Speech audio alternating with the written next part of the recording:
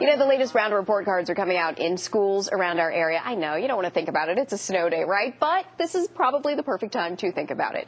Lots of people probably anxious about those report cards, both parents and children. If your kids' grades aren't up to par, we've got some help. Janet Rutzel is the director of LearningRx on the main line, and she's here with some fantastic ideas, ways to help your kids get over that hump. That's right. What we do at LearningRx is brain training. So unlike tutoring, where a tutor is just reinforcing content, we're actually trying to train and strengthen the brain so that a student can go into the classroom and learn all that material and content themselves the first time. Interesting. So what brain training, meaning teaching the brain how to learn? Basically doing brain exercises, yeah. So we're working on skills like visual processing, auditory processing, problem solving, memory skills, and training the brain to remember things better, using different strategies to do that. It's not content-based like school is, but it gives you all those skills you need in order to learn all that content. Now, is there a certain grade when brain training is best? Does it work best in the younger grades? Well, you know, we train with adults, but mostly what we'd like to do is see the children when they start struggling in the first place.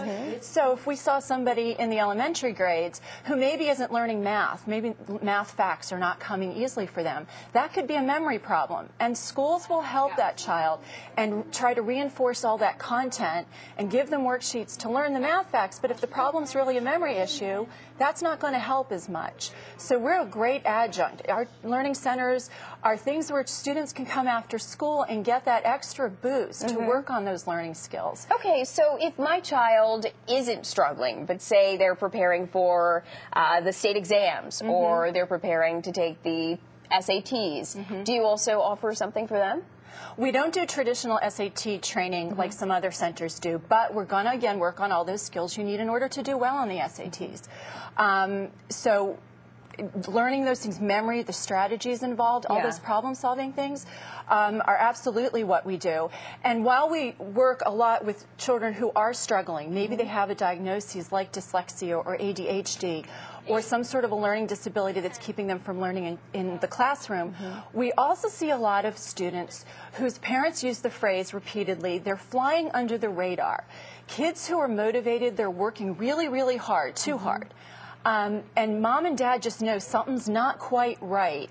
But they're not getting horrible grades in school. So the school isn't going to necessarily notice that that student is working so hard and is not learning as easily as they should be learning. Do you feel like every child can learn?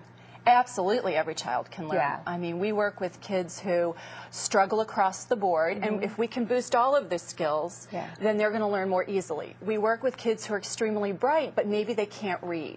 There's one or two skills that are really critical to reading success, and you can be an incredibly bright student, but have deficiencies in those areas, which will keep you from reading, despite the fact that you're incredibly bright. Well, and it's funny because I think, you know, I have the nieces that are incredibly bright. That's just me as an aunt saying that. But they've gotten to the stage in school where there are some difficulties, either with science or with math, and you think, well, did they not get the basics that they needed coming up, or is this just too difficult? Well, when we see the older students, it sometimes tends to be, again, the bright student who maybe has a memory deficit.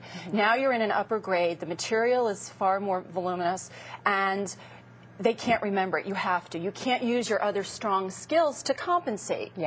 So now you need to have all of your skills intact. And so that's where we notice some of those things, especially with the bright kids. They can get so far with the great skills they do have, but they need that tweak, especially going into college, where you're now basically teaching yourself. So you guys fill in the gap in a way, kind of as almost a partner with the school in a way that tutoring can't do. Right. And when you have that student that's struggling, what we're going to do at the front end of our process is assess your learning skills and see which ones are weak. So we know exactly why you're having the problems you're having, what's causing those problems.